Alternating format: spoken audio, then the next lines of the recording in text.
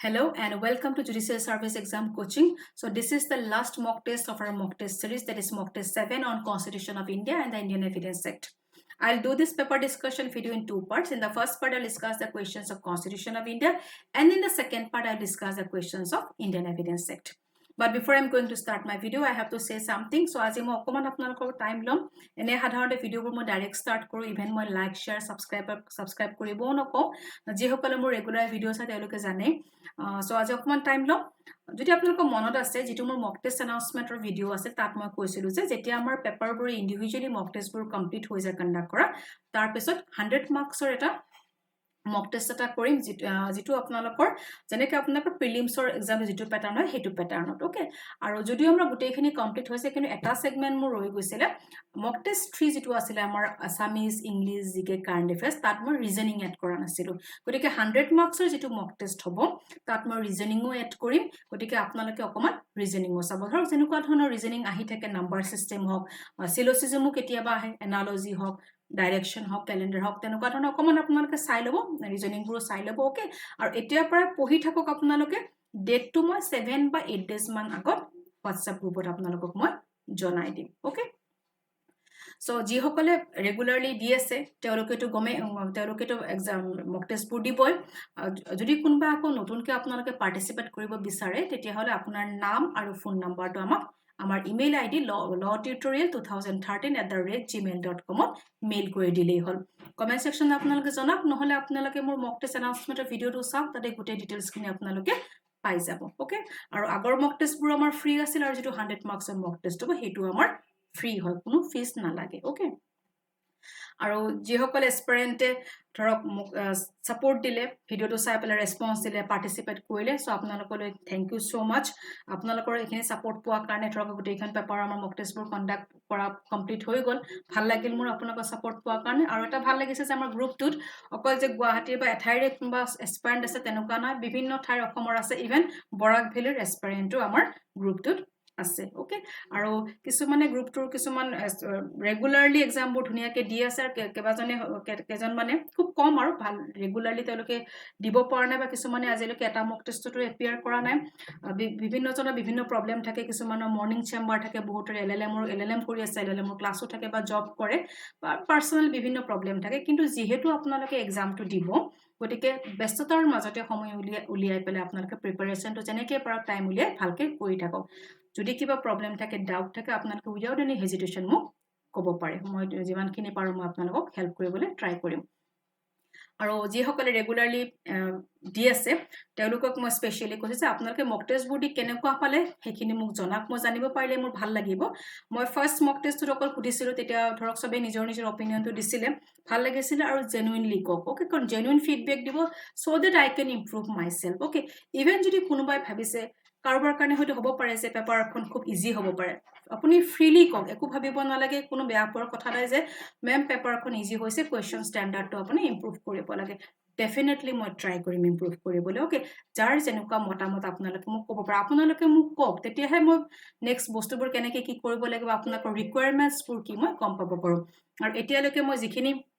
আপোনালোকৰ সাপোৰ্ট পালো পোৱা কাৰণে এইখিনি আজি ধৰক গোটেইখিনি কমপ্লিট হ'ল আৰু কিছুমান মোৰ প্ল্যান আছে তেনেকৈ মেইনছৰ ক্ষেত্ৰতো আমি কিছুমান মই ভাবি থৈছো যদি আপোনালোকৰ সাপোৰ্ট কোঅপাৰেচন পাওঁ তেতিয়াহলে এই প্ল্যানবোৰ মই আগবঢ়াই নিব পাৰিম ওকে আৰু কিছুমান এনেকুৱা মই সিৰিয়াছ এসপিৰেন্টটো পাইছো যে ইভেন মানে হেলথ কন্ডিশন বেয়া হস্পিটেলত আছে হস্পিটেলৰ পৰাও তেওঁলোকে মক টেষ্ট এপিয়াৰ কৰিছে সো ভাল লাগিছে আপোনাৰ এনেকুৱা ধৰণৰ এসপিৰেন্ট মোৰ পাই পেলে ভাল লাগিছে আপোনালোকে সাপোৰ্ট দিয়া কাৰণে এইখিনি মক টেষ্টত আপোনালোকে ৰেগুলাৰলি এপিয়াৰ কৰা কাৰণে কিয়নো মক টেষ্টটো মই নিজৰ কাৰণে মই এসপিৰেন্ট নহয় আপোনালোকৰ কাৰণে কৰিছো ওকে আৰু মক টেষ্ট যিমান পাৰে আপোনালোকে দিয়ক বেলেগটো যদি কৰবাত হৈ আছে বেলেগ কোনবা কোচিং ইনষ্টিটিউটে যদি কন্ডাক্ট কৰি আছে হেবিলাকটো আপোনালোকে এপিয়াৰ কৰক কাৰণ যিমান মক টেষ্ট দিব হিমান আপোনালোকে পঢ়িব সেভাৰাল টাইমছ আপোনালোকৰ ৰিভিজন ৰিপিটেড ৰিভিজনছটো খুব ইম্পৰ্টেন্ট হয় ওকে আৰু আপোনালোকে চাব ইউপিএসসি এসপিৰেন্ট যিবিলাক টপাৰ প্ৰত্যেকজন টপাৰ ইন্টাৰভিউ বিলাকত বা যিবিলাক তেওঁলোকে তেওঁলোকৰ এক্সপেৰিয়েন্সটো শেয়াৰ কৰে তেওঁলোকৰ ভিডিওছবোৰ চাব লাগে তেওঁলোকে প্ৰত্যেকই কয় যে মক টেষ্টবোৰ দিয়ক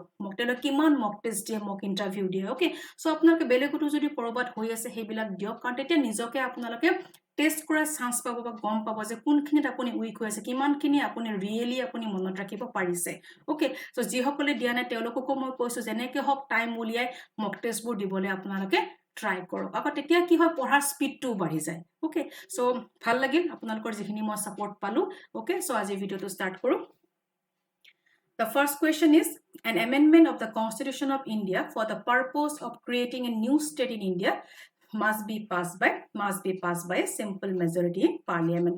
Moi baki options pura ko koi na thako just correct option to come okay. So new state create kori bole simple majority like amendment to provide kora as Indian Constitution Article 368 or our new state create state or area increase diminish e hokolo pura as Indian Constitution or Article 3. So under Article 3, the Parliament may by law form a new state by separation of territory from an state separate kori pelai koribo pare nai ba dukhon ba tatkoi besi state unite kori pelao koribo pare or parts of the state or by uniting any territory to a part of any state.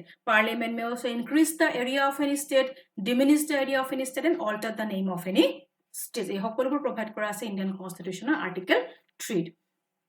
আৰু যদি এটা questions আপোনালোকৰ আহে যে ইয়াত মই কৈছো যে এমেন্ডমেন্টটো কেনেকুৱা হ'ব লাগে ওকে যে if a new state is to be created which one of the following schedule of the constitution will have to be amended তাত আপোনাক শিডিউল কেইটা মান দি দিব অপচন যে নতুন ষ্টেট এখন ক্ৰিয়েট কৰিবলৈ হলে যদি শিডিউল আমি এমেন্ড কৰিব লাগে কোনটো শিডিউল আমি এমেন্ড কৰিব লাগিব then the answer will be first schedule. Why?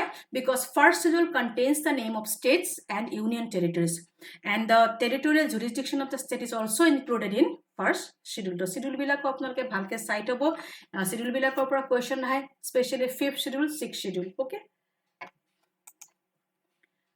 Second question, the structure of the Indian Constitution is federal in form and unitary in spirit. Option A. So our constitution divides the power between the center and the state.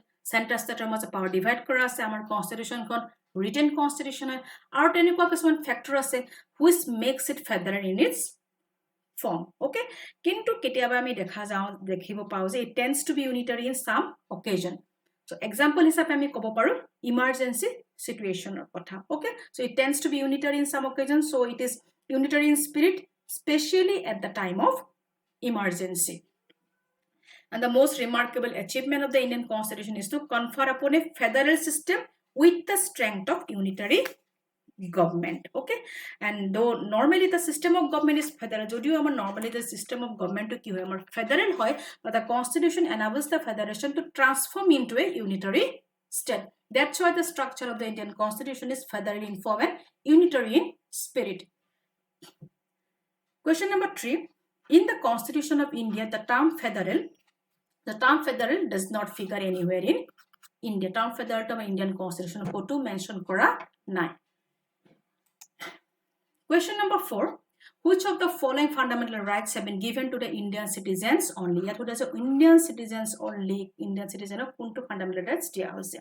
So freedom of speech. Option C, that is under Article 19. So fundamental rights or khetor apnaloke eta kotha bhalke pohibo je kunbilak fundamental rights only citizen of dia hoise and which fundamental rights are available to both citizens and foreigners okay so some fundamental rights are available to both citizens and foreigners except enemy aliens okay the fundamental rights guaranteed by Article 14 20 21 21A 22, 23, 24, 25, 26 and 28. These fundamental rights are available to all persons whether citizens or foreigners. Okay, so remember that. And some fundamental rights are available only to citizens of India. Okay, Article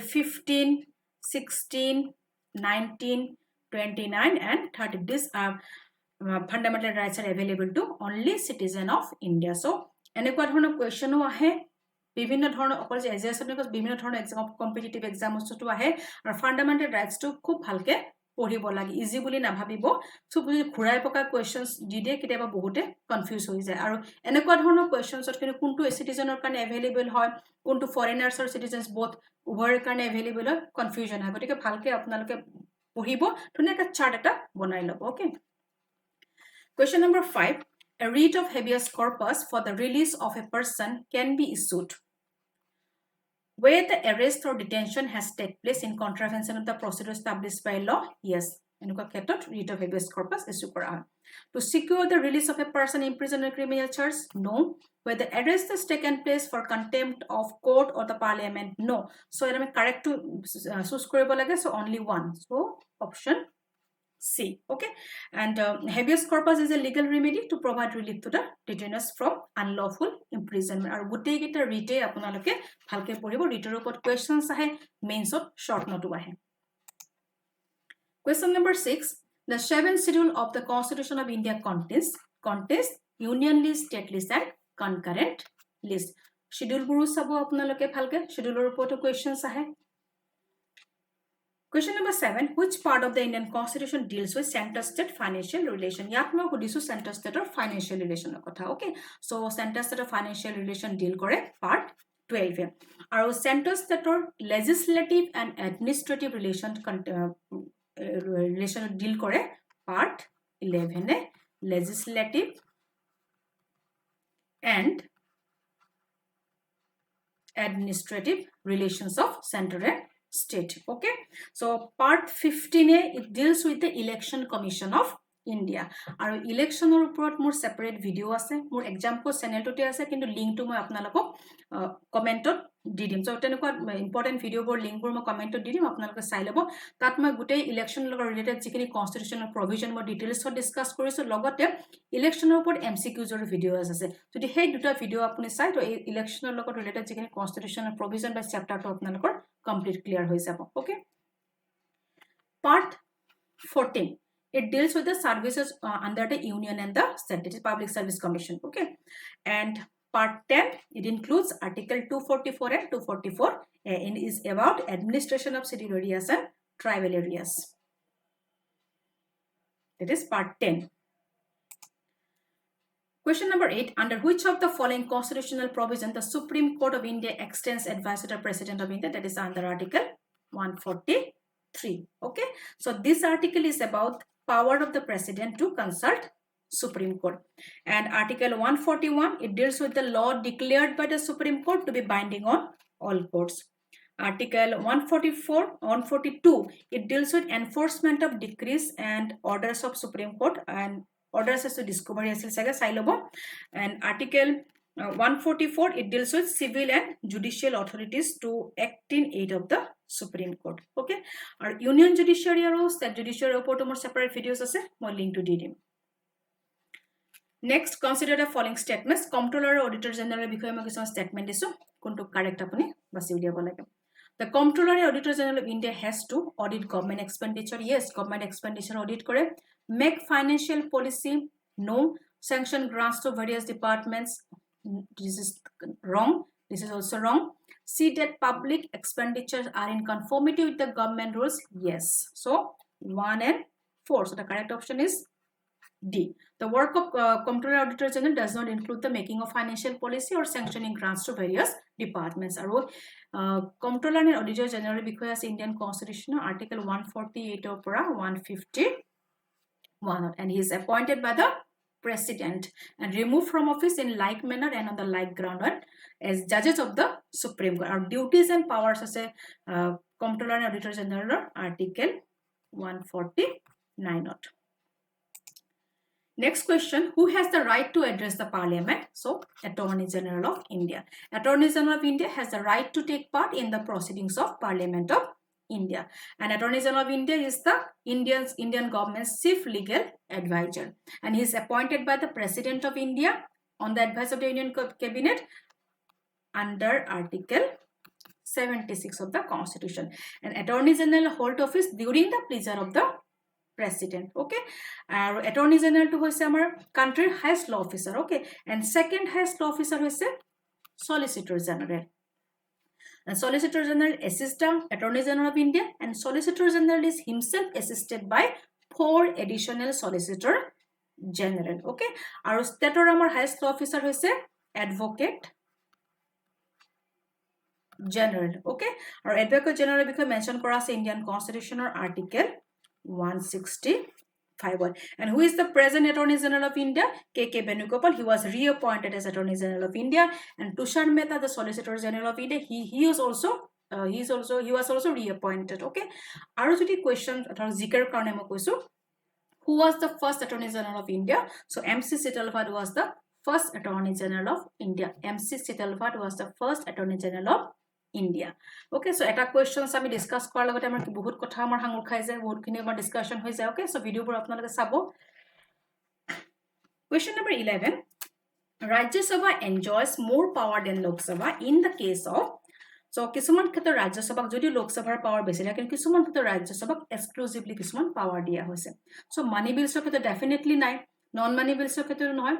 Rajya Sabha enjoys more power than Lok Sabha in the case of setting up of new all India services. So option C, amendment of the constitution of ক্ষেত্ৰটো নহয়. Okay, so option C is the correct option. So তেনুকা আৰু কিছুমান আছে যে Rajya Sabha has exclusive right to initiate a resolution for the removal of vice president. Okay, Rajya Sabha has special function to perform as provided in article দুটা আপোনালোকে চাই লব, মই just article দুটা কৈ দিছো, and 312. Question number 12. Acting Chief Justice of the Supreme Court in India is appointed by the President. Acting Chief Justice or because as Indian Constitution or Article 126. When the office of the Chief Justice is vacant, the Chief Justice office vacant thake ba kiba karonot your duty perform koribo pora nai. Okay, then the duties of the office shall be performed by such one of the other judges of the court as the President may appoint for the purpose. Next question. Salaries of the judges of the Supreme Court are determined by the Parliament. Okay. So Article 125 of the Constitution of India leaves it to the Indian Parliament to determine the salaries of the judges. Or the salaries of the judges are determined under Article 125 tenukana salary logote other allowances, leave of absence, pension, etc. of the Supreme Court judges. Okay, and salaries, pension, এই যিবিলাক supreme কোৰ্টৰ জাজৰ হেবিলাক কোনটো শিডিউলত mention কৰা আছে বুলি যদি specify কৰা আছে বুলি যদি কোৱেশ্চনস আহে তেতিয়া হলে আপোনাক আনসাৰটো হ'ব, that is second schedule. So salaries and pension of Supreme Court judges are specified in second schedule. Which article of the Indian Constitution permits the Supreme Court to review its own judgment or order? So Article 137. So Article 137 of the Constitution permits the Supreme Court to review its own judgment or order. 130 deals with seat of the Supreme Court. Okay, and 139 refers conferment on the Supreme Court of powers to issue certain writs. Important. And Article 138 it deals with the enlargement of the jurisdiction of the Supreme Court. Question number 15. The jurisdiction of the State High Court can be extended by the Parliament. Question number 16. The expression judicial service means a service consisting exclusively of person intended to fill the post of district judge and other civil judges post inferior to the post of district judge. The statement is true, and this is mentioned under Article 236 clause B আছে. Okay, 236 to আপোনালোকে sub article 2 it is a interpretation that interpret কৰিছে দুটা expression judicial service to আৰু আপোনাৰ আছে এটা district judge to. Okay, so এই article to আপোনালোকে চাই থৈ দিব. The Panchayati Raj is included in the state list. Okay, that state list of apna Panchayati Raj bole direct na tar local self government or kotha tar ase, municipality ba village administration or kotha ase, so Panchayati Raj to state list include kora ase. Jodi apnalok khode se agriculture. Okay, agriculture to কোনখন লিষ্টত include কৰা আছে, এগ্ৰিকালচাৰটো কোনখন লিষ্টত include কৰা আছে, এই কথাটো মই ইয়াত কিয় আনিছো কিয়নো ৰিসেন্টলি আপোনালোকে জানে যে তিনিখন যে ফাৰ্ম কন্টেনচিয়াস ফাৰ্ম বিল আছিল ইণ্ডিয়ান গভৰ্ণমেণ্টে নেক্সট উইন্টাৰ সেশনত ৰিপিল কৰিব বুলি কৈছে. ওকে, সো হেটোৰ লিংকত আপোনালোকে খুদিব পাৰে যে এগ্ৰিকালচাৰটো কোনখন লিষ্টত আন্ডাৰত ইনক্লুড কৰা আছে. So agriculture is also included in the state list. আৰু কিছুমান ইম্পৰ্টেন্ট এনেকুৱা মেটাৰ যে কোনটো লিষ্টত আছে হেবিলাক আপোনাক গোটেইখন আপুনি মনত ৰখাটো ডেফিনেটলি সম্ভৱ নহয়, কিন্তু এক্সামৰ ৰেগুলাৰলি যিবিলাক আহে বা ৰিসেন্ট ইস্যুৰ লগত ৰিলেটেড কিছুমান মেটাৰ আপোনালোকে জানি থোৱাটো ভাল বা চাই ল'ব. Okay, question number 18. Which of the following statements correctly describes the fourth schedule of the Constitution of India? So the correct option is D. It allocates the seats in the Council of States. Question number 19. Recruitment of person other than district judge to the judicial service is mentioned in. So the correct option is Article 234. 233, it deals with appointment of district judge. 235, it deals with control over subordinate courts. And 236 to all about the duta term interpretation article hoy duta expression that interpret korise district judge and judicial service. Question number 20. Which of the following is are listed among the directive principles in Part 4 of the Constitution of India? Very easy question. Okay. Equal pay for equal work. Yes. Under Article 39D. Uniform Civil Code. Article 44. This is also included in Directive Principle PSP. Small family norm. No. Education through mother tongue at primary level. No. So 1 and 2. So the correct option is A. 1 and 2.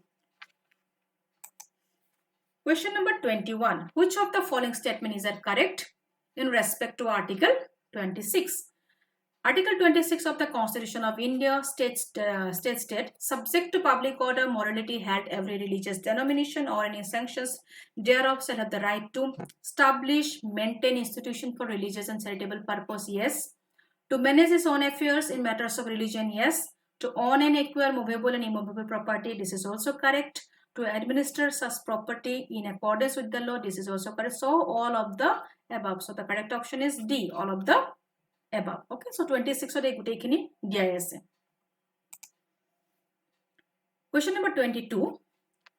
The power to decide the date of an election to a state legislative assembly rests with the Election Commission of India. Our election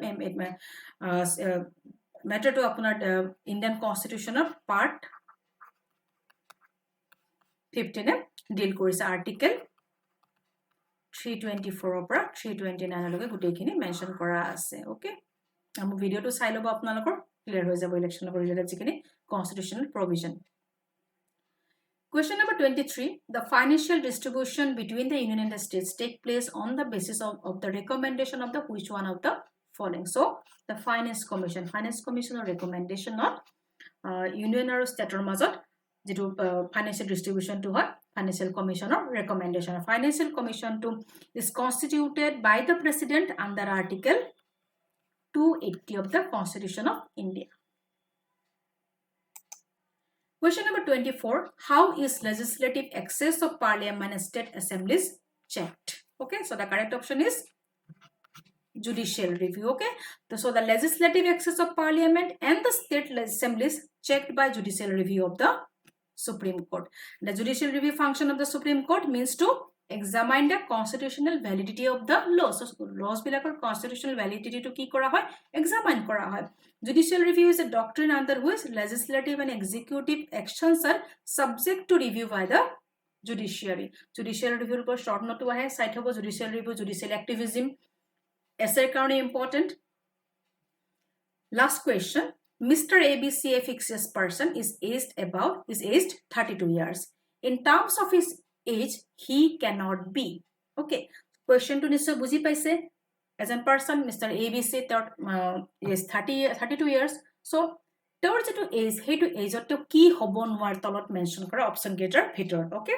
So, he cannot be the President of India. Why? Because as per Article 58 of the Constitution of India, a president cannot be a person of age less than 35 years. Okay.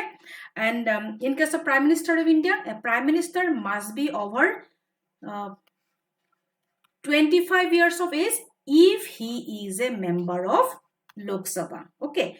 And over the age of 30 years if he is a member of Rajya Sabha. So ei bostu monot rakhibo Prime Minister er khetrot ki jodi to Lok Sabhar member tetia hole kiman hobo lagibo over the age of 25 years, must be over the age of 25 years, and over the age of 30 years if he is a member of Rajya Sabha. So here the correct option is 32 years. In terms of his age, he cannot be the President of India. Okay, so ekhini asil amar Constitution of India 25 questions. Next video tot moi evidence or questions kini discuss kori asu. Okay, aro current affairs or apnalok jikhini moi group dim buli koisu PDF form or apnalok moi di thaki maje maje. So jodi moi aji prepare kora hoi jay kali loi pabo nohole after 2 or 3 days পিছত আপোনালোকে পাই যাব okay so next ভিডিওটো চাব তাত মই এভিডেন্সৰ question খিনি discuss কৰি আছো থ্যাংক ইউ